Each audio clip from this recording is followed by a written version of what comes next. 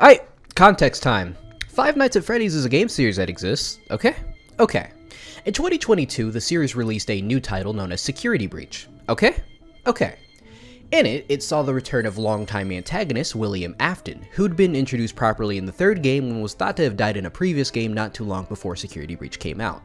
For a, let's just say, variety of reasons, apparently his return was met with a lot of criticism and large-scale debate within the FNAF community. Not like I know too much, not really a FNAF fan here, but more on that later. Anyways, FNAF YouTuber Strictly made a video defending the return of Afton in a video titled In Defense of Afton Always Coming Back. After that, fellow slideshow commentator Limbo Fazframe made a commentary on that video. Said video is what we're going to be looking at today. I hate to say something so harsh and also spoil the surprise here, but the video kind of blows. I do, again, want to acknowledge that I'm not a FNAF fan. In fact, my experiences with the game only go as far as me listening to my friends calling Toy Chica hot at lunchtime during elementary school. Yeah, I'm that young, but for real though. I'm making note of this because the video I'm covering is all about Five Nights at Freddy's. Given my only experience being discourse on whether this animatronic is attractive or not, you would think it would make someone like me unfit to cover this. And while I may not be sure about everything that is said in the upcoming video, which also explains why this video you're watching will probably be pretty short, I hate to say that it suffers from the fatal issues with the video being fundamentally with the way everything is presented problem. A problem you, the audience, will start to understand the further we go into this video, which we will right now. Or not, I guess, because the video was disowned while I was wrapping up production on this commentary. Hooray! So, you know, usual shindig. I know the target may not stand behind the video no more, but I could still use this as a way to show people how not to do things when you're making a commentary. And also, you know, to make it clear to the subject what they did wrong in case they don't entirely know. But, you know, that's, yeah, whatever. I'm just gonna fucking start the video. Y'all have fun. You look like Freddy Fazbear. And to get it out of the way, I know Scott Cawthon probably didn't intend on a couple of these points, but I don't care because it's my video, and you know what? You can sue me. So to translate, you don't actually have any sources regarding whether or not anything here was intended or not. So you're just making crap up. Well, this is gonna be fun. Like, seriously, at least Mitty, a true nerd, was able to provide sources for its defense of Fallout 4. Awful as it was. Well, I think you're presenting what Strictly is saying in a far more negative way than it actually is. See, Strictly will proceed to discuss certain elements of the story he sees as trying to give a theme which explains why Afton keeps returning, but since those elements are not confirmed by the author, he admits that it's probably not intended. Making crap up implies he's not being truthful, or maybe even implying what he's saying is what was intended by the author, even though, ironically, he acknowledges that the latter isn't the case.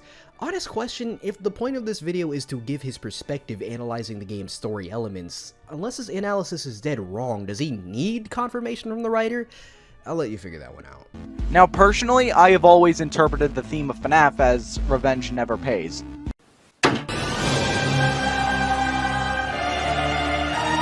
He's gonna explain his reasoning once you're done making this joke, sit the fuck down. What I mean by that is the fact that every time some form of revenge is played out, it almost never ends well for the person delivering it. Examples of this are Afton killing Charlotte, which was possibly done as a means of getting revenge on Henry for something, Afton destroying the FNAF 1 cast only to be killed in a Springlock suit, and finally, Henry burning the FNAF 6 pizzeria to the ground as an attempt to finally end it all, but as we all know, Afton ends up still returning. Now, to me, this all pushes a very clear theme of payback or revenge never amounting to anything in the end. This all connects back to Afton's constant returning in an obvious way. Someone attempts to get revenge or payback on him, and he comes back. It's as simple as that. Sorry, but this is not conclusive proof that this was meant to be the theme of the series. Just because a certain trope is repeated is not inherent evidence that it was intended to send a cogent message. Saying FNAF is somehow anti-revenge is like saying the Yakuza series is pro-binge drinking. Because getting more hammered than fizz up during a drinking game stream is a net benefit in the series. And with your logic, that must mean it's true, right? I don't think you understand. To understand a theme of a story, unless it's outright explained, you have to dig into the story and find recurring elements that the main story may be trying to give a message with, particularly if portrayed with importance and is nailed over your head. Unless it's directly stated whether in the story or later by an author, then there is no way to definitively prove a theme. You kinda just have to look into the story and come to your own conclusion based on what's in the story and what it seems to be shining a light on. Look, let me put it like this. If Yakuza portrayed binge drinking in a negative light, and express that it directly led to all of the horrible things that happened in those games, then yeah, you could come away with the conclusion that binge drinking is bad. If binge drinking is just a simple thing that happens in those games from time to time, it isn't portrayed in a negative light and or doesn't really mean anything in the grand scheme of things and has no impact on the plot, then no, it may not be a theme. So yeah, TLDR, while a recurring element may not be indicative of an attempt to send a thematic message, depending on how it's portrayed, it very well can be. And in this case, you don't do anything to suggest that it isn't. You just say, well, just because it's recurring doesn't make it a theme, which, again, true sometimes, not true other times. If you want to prove something is an actual theme of a work, you look at what the author actually said about it. Like what Sivet did with Yakuza 1. 何より大事なものを守りたい一心で自分のしたことを信じてた時の気持ちを Svid is very thorough with his stuff, but not thorough enough to make a good Persona 5 review. Yeah, not letting that one go. I'm bitter. A common problem with Limbo's video here is his unnecessary over-reliance on other people's videos to get a point across. On one hand, while I do understand putting in someone else's video in some cases, Limbo handles it very poorly. For example, in this segment we have a part of Svid's video about Yakuza discussing the creator's background and how it relates to the themes of Yakuza. My biggest issue is that Limbo could very easily TLDR this himself without resorting to using somebody else's video to explain it for him. And if you really felt the need to, you could at least direct strictly in the audience to the specific segment without playing all of it out to help give a larger understanding of what you meant. We'll talk about more moments of Limbo consistently throwing in other videos when we get there, but I will say, due to how Limbo does this, it results in his video being 50% other people's videos. This part in particular goes on for a little over 2 minutes, which is somehow more brief than other similar moments in this video, but I digress. I came here for Limbo Fazframe, not the Limbo Fazframe favorite videos playlist. You look like Freddy Fazbear. The editor strictly again, with no script again, and once again I am sick. I want to mention, I wanted to add in here another probably a better example of this that I've seen as of late, like, you know, as I'm recording this, not as I recorded those last bits. Basically a more comparable thing to like Afton like always coming back and that not being a problem with like any other franchise is horror movie franchises, specifically slashers, like Friday the 13th with Jason Voorhees and Freddy Krueger and Nightmare on Elm Street. Honestly, I would argue that Jason and Krueger are even worse examples to use, given, well, they are not only the faces of the franchise they reside in, but their very existence is a very backbone to the premise of the films. The premise of a killer getting revenge on camp counselors for being somewhat responsible for his death due to their neglect does not work without Jason. And the premise of a killer haunting the dreams of teenagers does not work without Krueger. Even without that, those movie franchises still eventually ended as far as the original continuities are concerned. And at the tail end of the series, they were getting absolutely terrible. James H&E's of the Dead Meat channel pointed this out in his kill counts on them. Welcome to the Kill Count, where we tally up the victims in all our favorite horror movies. Okay, so a couple things. So I suppose the point Limbo wants to get across was that as Friday the 13th and Nightmare on Elm Street kept going, they got worse and worse. My problem is that it isn't entirely clear what this has to do with Strictly's point of horror movie villains returning all the time without much complaint. You'd assume that the point is that those movies got worse and worse due in part to that fact, but that's not the impression Limbo gives off, because firstly he doesn't make that clear, he just throws that statement out. While I initially just went along with the assumption that the movies got worse because of their overuse of the initial main villains, this argument becomes weird when taking into account the clips Limbo proceeds to show after this. Dead Meat's videos on Nightmare on Elm Street, The Dream Child, The Final Nightmare, and Jason Takes Manhattan, alongside one more from James Rolfe's overall review of the Friday the 13th series. In particular, an anecdote about a friend getting mildly annoyed when he saw the ad for Jason Goes to Hell. The reason it becomes weird is just the fact that, while Dead Meat's issues with each movie in particular doesn't seem to be because of the return of each villain, but fundamental issues with each movie, such as not having interesting characters or stories, or just being boring in the case of Jason Takes Manhattan. But with another revolving set of screenwriters and a super rushed production, the resulting movie is a gothic mess that continues to feature more weird dream visuals than interesting characters or a sensible storyline. And the Freddy Jr. part is just the cherry on this shit sundae. It also happens to be widely regarded as the bottom of the barrel for Mr. Krueger's escapades. Freddy's Dead completely drops Alice Johnson and pretty much that entire tangled storyline that began back in Dream Warriors. In its place, we get an absurd plot about a ghost town Springwood and Fred Krueger's fully grown offspring, along with a handful of cameos and a final 10 minutes that were filmed and released in 3D. On top of all that, this is the film in which Freddy Krueger completes his transformation into a full-blown Looney Tune. James, I believe, is suggesting that by Jason Goes to Hell everyone was sick of the franchise, but I'm actually not sure because he's honestly kind of vague about it.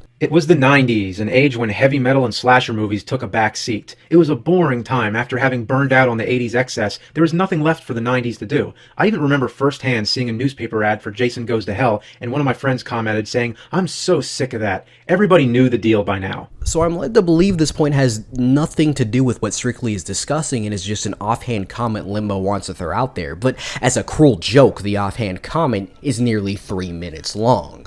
Look, I understand using other people's clips to help express that many people genuinely believe these films went off the deep end, but seriously, would it kill you to speed these clips up a bit? And if you really want to chill on the padding, the first 23 seconds of that first clip you show are just dead meat introducing himself and giving a brief plot recap, stuff that isn't needed because the actual thing you want to show is his feelings towards the film's flaws, which you show after. Now, for the most part, you do keep to specifically the flaws of each film in each of the other clips that you show, so that's good, but still, honestly, you could have just gotten away with pointing us in the direction of these videos instead of shoving them in our face, but you know what, it's fine. Sort of. Still think you could have just sped them up a little bit. You look like Freddy Fazbear. Maybe if Afton was actually given proper and clear motives and he did something different to achieve them in each game, maybe then his always coming back trope wouldn't be so tiresome. This right here demonstrates what, fuck all what the problem actually is with William. Security breach pulled a Rise of Skywalker. And finally, we're faced with the creme de la creme of Limbo wasting our time by using clips instead of giving us an easy TLDR.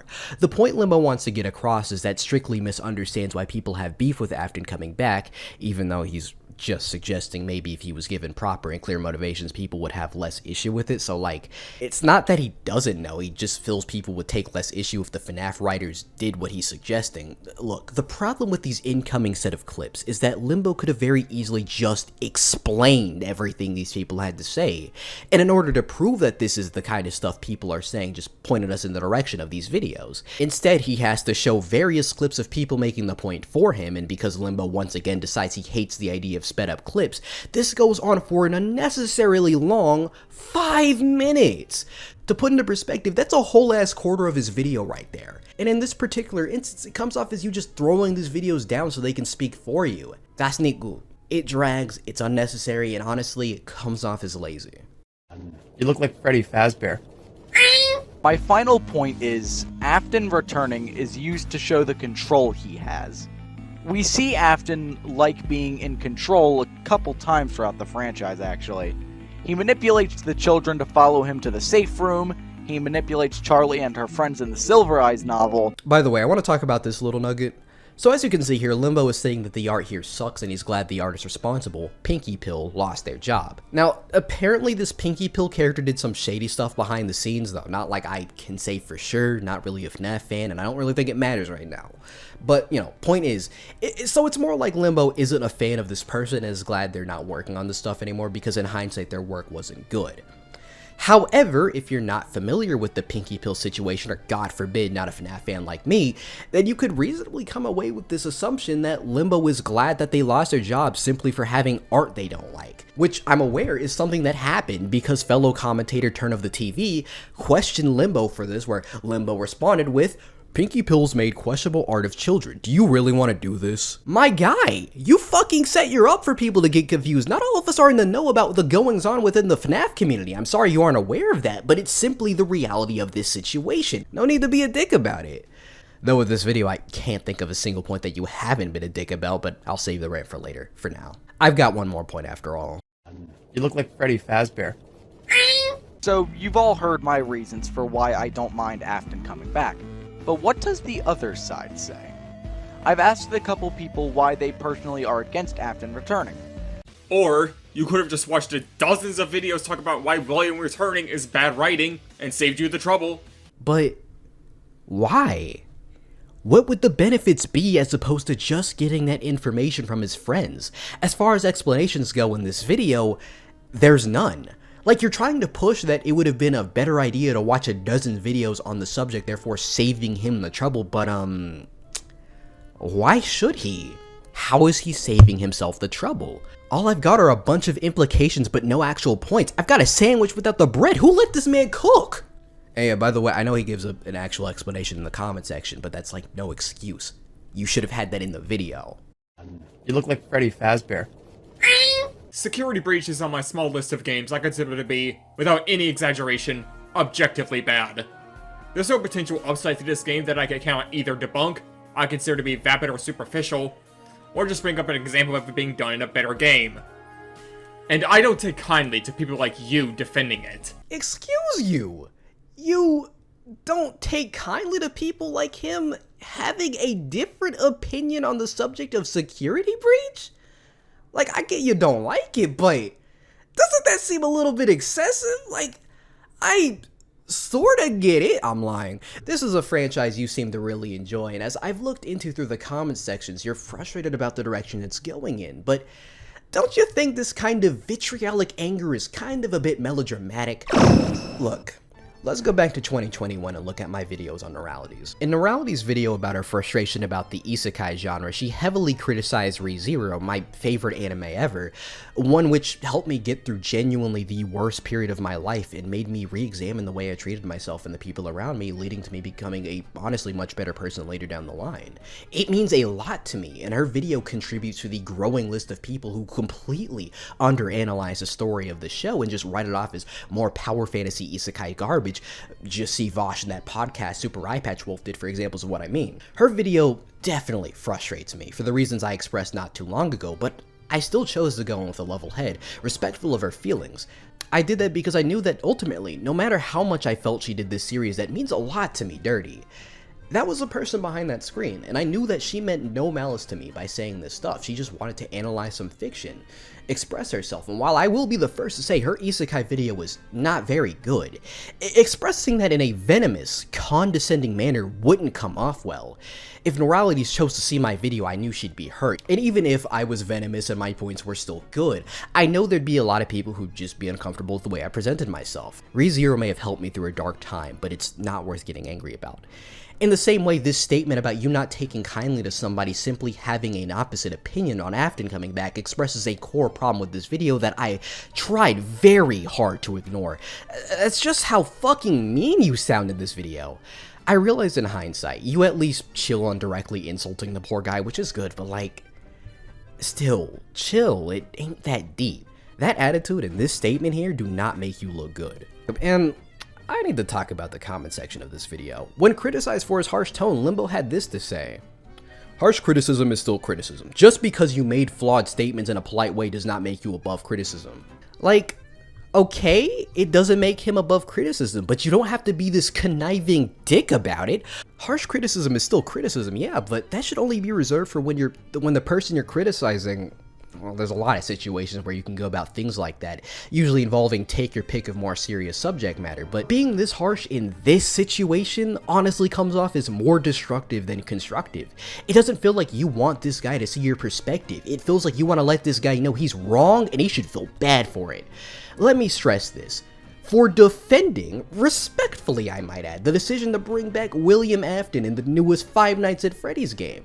Like, if this dude was a dick, called everybody who didn't agree with him stupid, yeah, I wouldn't blame you for getting mad, but he's chill about his opinion. He acknowledges and respects everyone's opinion. This anger is unneeded and makes you look like a needless asshole. I don't care if harsh criticism is still criticism. Just because you replace the bread with sand doesn't make it a sandwich. I mean, by technicality, it sort of is, but look, this kind of behavior does horrible things to this kind of discourse. If you hop into a discussion like this, wanting to tear down anyone who disagrees with you for the horrific crime of thinking William Afton should have come back, then you're only going to cause more fire and cause everyone to just ignore your angry ass. This kind of destructive criticism only turns people away. No matter what you're saying, like, unless there's a good reason for it, it's just kind of unneeded. Anyways, I'm going to take note of your statements to Azelf 101 where she tried expressing what I'm expressing right now, even going as far to turn the harshness on you. In response, you stated, "You really think I'm as thin-skinned as you are? Get fucked. I know you're just using everything you can to get at me." Since you aren't thin-skinned, how about I wrap this video up by bringing back 2018 me? Limbo, please grow the fuck up. You're not doing anyone a favor by being a goddamn child because people defend FNAF takes that you don't agree with. Getting this vile because this guy tried to use whataboutisms and shitty fan theories to justify a garbage plot point. Oh, don't try to justify it. Yeah, how about instead you try to justify my fucking nuts in your mouth, you fucking baby? Okay, that's enough. If you know me, you know I just kind of hate this kind of commentary style in general. There's a reason it died when all of the abusive SEC members left in 2019. They kind of took it with them and started blaming us for all their problems that they started. For real though, I did that to prove a point. I feel in this conversation with how you want to be a dick, I do have a right to be a little mean back, but I think it's unnecessary. We need to be more respectful about this stuff, no matter how we feel. In this situation, getting up in arms does nothing but make us look bad. Anyways, as I pointed out during the start of the video was disowned. So yeah, Limbo does state that he doesn't really stand behind any aspect of the video. There's a point in time where he only kinda he felt his attitude was justified, but he didn't stand by his points because of apparently William Afton coming back wasn't actually canon or something like that. But now he's going out full chest and saying, "Oh, I don't stand by my attitude." Though I have heard some people say they aren't even entirely confident that's true. But you know, whatever. I just want to say it's good that Limbo knows, but I hope we don't see this again. And that goes for anybody who really wants to be a commentator. Please don't go about doing things like this if it's not necessary. That's gonna be all from me. Y'all have a good night and take care.